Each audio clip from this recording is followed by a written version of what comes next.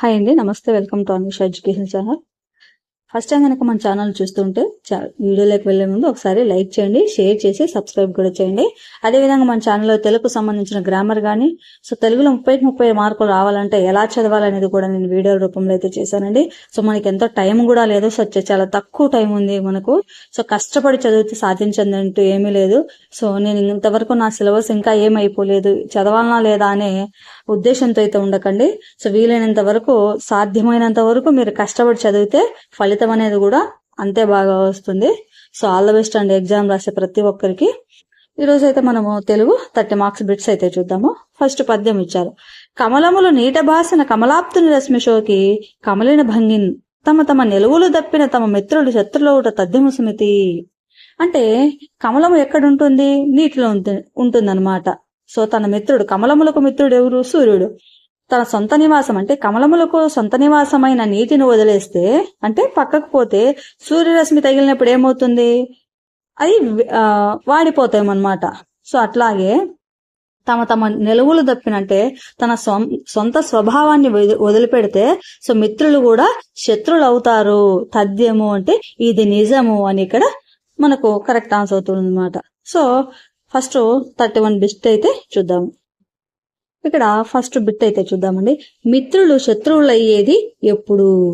నీటిని వదిలినప్పుడు, తమ స్థానాలు మారినప్పుడు, 3 డబ్బులు ఇవ్వనప్పుడు, 4 వచ్చేసి అభిప్రాయ భేదాలు వచ్చినప్పుడు. సో మిత్రులు శత్రువులు అయ్యేది ఎప్పుడు అంటే తమ స్థానాలు మారినప్పుడు అనేది కరెక్ట్ ఆన్సర్ అవుతుందండి. తర్వాత బిట్ చూద్దామండి. పై పద్యంలో కమలాప్తుడు అంటే ఎవరు? ఒకడు మిత్రుడు, 2 శివుడు, చంద్రుడు, సూర్యుడు. ఆప్తుడు అంటే మిత్రుడు అనమాట. సో కమలములకు మిత్రుడు ఎవరు అంటే సూర్యుడు అనేది మనకు కరెక్ట్ ఆన్సర్ అవుతుంది. తర్వాత గద్యం చూద్దామండి. నందితిమ్మనకు ఒక ప్రత్యేక శైలి ఉంది. లలితములైన పదముల కూర్పులో ఒక శ్రావ్యతను సాధించాడు. ఉపమా, ఉత్ప్రేక్ష అలంకారాలు 2 తిమ్మనకు ఇష్టం. స్వభావోక్తి తిమ్మన వాక్కులో మనోహర నృత్యం చేస్తుందంటే అతిశయోక్తి కాదు. ఛందస్సును గమనిస్తే వృత్తాలు, జాతీయ ఉపజాతులు సర్వసాధారణమైనవే కథాగమనానికి వాడారు. గమనిస్తే ఇక్కడ వచ్చేసి మనకు జాతి ఉపజాతి పద్యాల గురించి, అలంకారాల గురించి అయితే మనకు తెలియజేయడం జరిగింది. సో ఇప్పుడు మనం ప్రశ్నలు అయితే చూద్దాం ఈ గద్య భాగానికి సంబంధించి. తర్వాత వచ్చేసి నందితిమ్మనకు ఇష్టమైన అలంకారాలు ఏంటి? స్వభావోక్తి, అతిశయోక్తి, ఉపమా, ఉత్ప్రేక్ష, స్వభావోక్తి, ఉపజాతి, అతిశయోక్తి మరియు ఉపమాలంకారము. ఇక్కడ మనకు నందితిమ్మనకు ఇష్టమైన అలంకారాలంటే ఉపమాలంకారం, ఉత్ప్రేక్ష అలంకారం. అదే నందితిమ్మనకు వాక్కులో నృత్యం చేసే పద్యం ఏది అంటే మనకు స్వభావోక్తి అవుతుందండి. తర్వాత వృత్తాలు, జాతి ఉపజాతులు అన్నవి ఏంటి? కావ్యశాస్త్ర భావనలు, అలంకార శాస్త్ర భావనలు, వ్యాకరణ శాస్త్ర భావనలు, 4 ఛందస్ శాస్త్ర భావనలు. కరెక్ట్ ఆన్సర్ వచ్చేసి ఇవన్నీ కూడా ఛందస్ శాస్త్ర భావనాలకు సంబంధించి ఏంటి? వృత్త పద్యాలు కానీ, జాతి పద్యాలు కానీ, ఉపజాతి పద్యాలు కానీ. సో మనకి ఛందస్సు అనే టాపిక్ చాలా చాలా ఇంపార్టెంట్ అండి. దీని మీద నేను ఈజీగా ఎలా నేర్చుకోవాలి, ఎగ్జామ్ టైప్లో ఎలా వస్తాయనేది కూడా ఒక వీడియో చేశాను, చూడండి. తర్వాత 35వ ప్రశ్న ఇక్కడ ఉంటుంది, ఆప్షన్స్ తర్వాత వస్తే చూడండి. సరియు నది తీరమందు కోసల దేశం ఉంది. ఈ వాక్యంలో ఏ విభక్తి ఉన్నది? సరియు నది తీరమందు, అందు కోసల దేశం ఉంది. అందు అంటానే మనకు విభక్తులు ఏమి గుర్తు రావాలి అంటే, సో విభక్తులు అనేవి చాలా చాలా ఇంపార్టెంట్ అండి మనకు. వాటి నుంచి ఖచ్చితంగా మనకు ఒక ప్రశ్న అయితే మాది. సో ఎస్జిటి వాళ్ళు కానీ, ఎస్ఏ వాళ్ళు కానీ ఎవరికైనా కూడా మనకి విభక్తులు లేని క్వశ్చన్ పేపరే ఉండదు. చూడండి, తృతీయ విభక్తి, పంచమి విభక్తి, సప్తమి విభక్తి, ప్రథమ విభక్తి. మన కరెక్ట్ ఆన్సర్ వచ్చేసి సప్తమి విభక్తి అనేది కరెక్ట్ ఆన్సర్ అండి. ఎందుకంటే అందున్, నన్ అనేవి వచ్చేసి మనకు సప్తమి విభక్తులు అయితే ఉంటాయి. తర్వాత మహోదధి పదంలో ఉన్న సంధి ఏది? సవర్ణ దీర్ఘ సంధి, గుణసంధి, అత్వసంధి, గసరదవదేశ సంధి. మహోదధి, మహా ప్లస్ ఉదధి ఏ సంధి అవుతుంది? గుణసంధి అనేది అవుతుంది అనమాట. సూత్రం వచ్చేసి అకారమునకు ఈ ఊరులు పరమైనప్పుడు క్రమంగా ఏ ఓ ఆర్లు అనేది ఆదేశంగా వస్తాయి, మనకు గుణసంధి అవుతాయి అనమాట. ఈ ఏ ఓ ఆర్లను ఏమని పిలుస్తామంటే గుణాలు అని కూడా పిలుస్తారు. సో ఇవి సంధులు అనమాట. ఇవి వచ్చేసి మనకు సంస్కృత సందులు, తెలుగు సందులు అని 2 రకాలు ఉన్నాయండి. సో నేను సంస్కృత సందుల గురించి వీడియో చేశాను, చూడండి. తర్వాత ముల్లోకాలు సమాసాన్ని గుర్తించండి.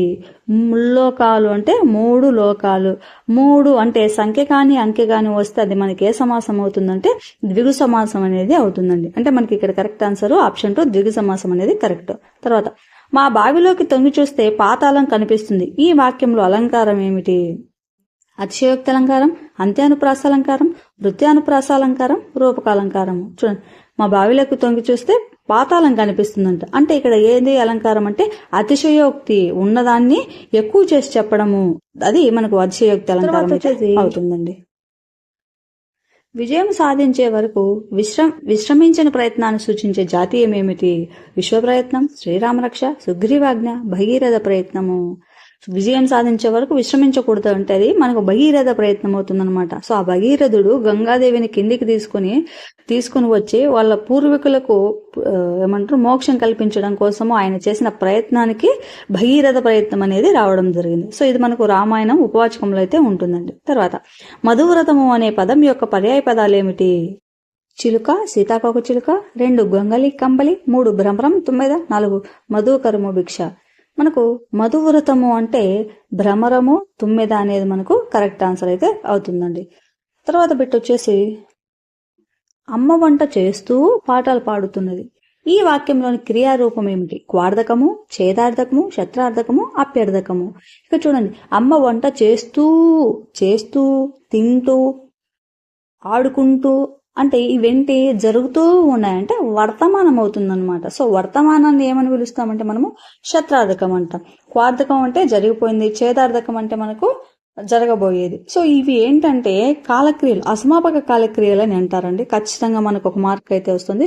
సో ఎలా క్వశ్చన్స్ అడుగుతారు, ప్రీవియస్ లో అడిగిన ప్రశ్నలు ఏంటి, వీటిని ఎలా మనం నేర్చుకుంటాం అంటే షార్ట్ కట్లు ఎలా గుర్తుపెట్టుకోవాలనేది ఒక వీడియో చేశాను, చూడండి. తర్వాత ఒకే పదం పూర్వ పరపదాలుగా ఉన్నప్పుడు పరపదం అనేది ఏమవుతుంది? విరుక్తకము, ఆమ్రేడితము, ఆగమము, ఆదేశము. సో చూడండి, ఒకే పదం పూర్వ పరపదాలు అంటే పూర్వంలో అదే పదం ఉంటుంది, పరపదంలో ఉంటుంది అనమాట. సో అంటే ఇప్పుడు ఆహాహా, ఆహా ప్లస్ ఆహా అంటే పూర్వపదంలోనే ఆహా ఉంది, పరపదంలో కూడా ఆహా ఉంది. సో అలా ఉంటే ఆ పరపదం అనేది ఏమవుతుందంటే మనకు ఆమ్రేడితం అనేది అవుతుందండి. తర్వాత గానయోగ్యమైన 2 పాదాలలో కలిగి ఉండే జాతి పద్యం ఏది? కందము, ఆటవిలది, మంజరి ద్విపద. కరెక్ట్ ఆన్సర్ వచ్చేసి మనకు ద్విపద అండి. తర్వాత వచ్చేసి సంఘ విజయం అనే నామాంతరం గల నవల ఏది? మాలపల్లి, రాజశేఖర చరిత్ర, బలిపీఠం, జానకి విముక్తి. సంఘ విజయము అనే నామాంతరం గల నవల ఏదంటే మాలపల్లి అండి. తర్వాత గంట కాలం గడిచిన గతమునందరు తరువాత వచ్చే పద్యభాదాన్ని గుర్తించండి. సో ఇది వచ్చి మనకు 8th క్లాస్ టెక్స్ట్ బుక్లు అంటే మనకి ఏవైతే శతకసౌరం ఉన్నాయి కదా, సో అందులోనే మనత పద్యం వచ్చేసి గంట కాలము గడిచిన గతమునందరు గతమే కాని తెట్టు కలిసి రాదు, గంట కాలం వృధాగా కడపకేవు, విద్య నేర్చుకో బ్రతుకంతా వెలిగిపో. సో గంట కాలం గడిచిపోయినా మనము గతం అంటాం. సో వృధా అయిన టైం ఎప్పుడు రాదండి. సో ఇప్పుడు మనకు కరెక్ట్గా సూట్ అయ్యేది అనమాట. మనం టెట్ ఎగ్జామ్కో నువ్వు ఎంత విద్య నేర్చుకుంటే నీ బ్రతుకంతా వెలిగిపోతుంది అనమాట. సో ఉన్నదాన్ని అయితే మనము వేస్ట్ చేసుకోకూడదు సమయాన్ని అయితే. సో ఇక్కడ గంటకాలం గడిచిన గతమునందరూ గంటకాలం వృధా కాక గడపకీవు అనేది కరెక్ట్ ఆన్సర్. అంటే ఆప్షన్ 2 అనేది మనకు ఇక్కడ కరెక్ట్ అవుతుందండి. సో ఉన్న సమయాన్ని సద్వినియోగపరచుకొని మన భవిష్యత్తును వెలిగించాల్సింది కూడా మన చేతిలో ఉంది కాబట్టి సో సమయం లేదని గుర్తించి పెట్టుకొని టెన్షన్ పడకుండా చదవండి. సో రిలీఫ్ అవ్వండి, ఎక్సలెంట్గా పర్ఫామ్ అయితే చేయండి, మంచిగా మార్క్స్ వస్తాయి. ఖచ్చితంగా డిఎస్సీలో పోస్ట్ అనేది మనకు ఖచ్చితంగా కూడా వస్తుందండి. సో ఎగ్జామ్ రాస్తున్న ప్రతి ఒక్కరికి కూడా ఆల్ ది బెస్ట్ అండి. తర్వాత విద్యార్థి శతకం, వరదరాజ శతకం, ఈ శతకాలను రాసిన కర్తలు వరుసగా ఎవరు? Option 1 Gundlapalli Narasamma, Garikapati Mallavadhani. Option 2 Perumalla Munappa, Gundlapalli Narasamma. Option 3 Garikapati Mallavadhani, Perumalla Munappa. Option 4 Garikapati Mallavadhani, Gundlapalli Narasamma. మనకు విద్యార్థి శతకం వచ్చేసి గరికపాటి మల్లవదాని గారు రాశారు. వరదరాజ శతకం వచ్చేసి గుండ్లపల్లి నరసమ్మ. ఇంకా ఎక్స్ట్రాగా ఇక్కడ ఎవరున్నారు? పెరుమాళ్ళ మునప్ప. ఈయన విద్యాశతకం అండి. సో విద్యార్థి శతకం గరికపాటి, పెరుమాళ్ళ మునప్ప వచ్చేసి విద్యాశతకం అనేది గుర్తుపెట్టుకోవాల్సిందండి. తర్వాత వచ్చేసి పుణ్యము, యాగము, న్యాయము అనే నానార్థాలు వచ్చే పదం ఏమిటి? ధర్మం, పాడి, చట్టము, పావనము. కరెక్ట్ ఆన్సర్ వచ్చేసి ధర్మం అండి. తర్వాత పాడరా ఓ తెలుగువాడ అనే గేయ సంపుటి కర్త ఎవరు? బొందాడ లక్ష్మీనరసింహం, కొండేపూడి లక్ష్మీనారాయణ, రాయపురం సుబ్బారావు, పవని నిర్మల ప్రభావతి. ఇవన్నీ కూడా 8th క్లాస్కు సంబంధించిందండి. సో దీనికి కరెక్ట్ ఆన్సర్ వచ్చేసి కొండేపూడి లక్ష్మీనారాయణ. మనకి ఏదైతే 8th క్లాస్లో ఆంధ్ర వైభవం అనే ఫస్ట్ లెసన్ ఉంది కదా, ఆ లెసన్కు ఈయన రచయిత అనమాట. తర్వాత వచ్చేసి తమ కుంచెతో చిత్రకళకు జీవం పోసిన వారు ఎవరు? వడ్డాది పాపయ్య, దామల రామారావు. తర్వాత బాపు, ముల్లపూడి వెంకటరమణ. 3 బాపు మరియు అడవి బాపిరాజు. మన ఆప్షన్ 4 1 మరియు 3. మనకు కరెక్ట్ ఆన్సర్ వచ్చేసి ఆప్షన్ 4 1 మరియు 3. అంటే ఎవరెవరు? ఆప్షన్ 1లో వడ్డాది పాపయ్య, దామెర్ల రామారావు. ఆప్షన్ 3లో ఉండే బాపు, అడవిరాజు. సో వీళ్ళ నలుగురు కూడా తమ కుంచెతో చిత్రకళకు జీవం పోసిన వారుగా మనం గుర్తించవచ్చు. తర్వాత క్రింది వాణిలో పవని నిర్మల ప్రభావతి రాసిన నవల కానిదేమిటి అంటే 4 కూడా ఈమె రచనలండి.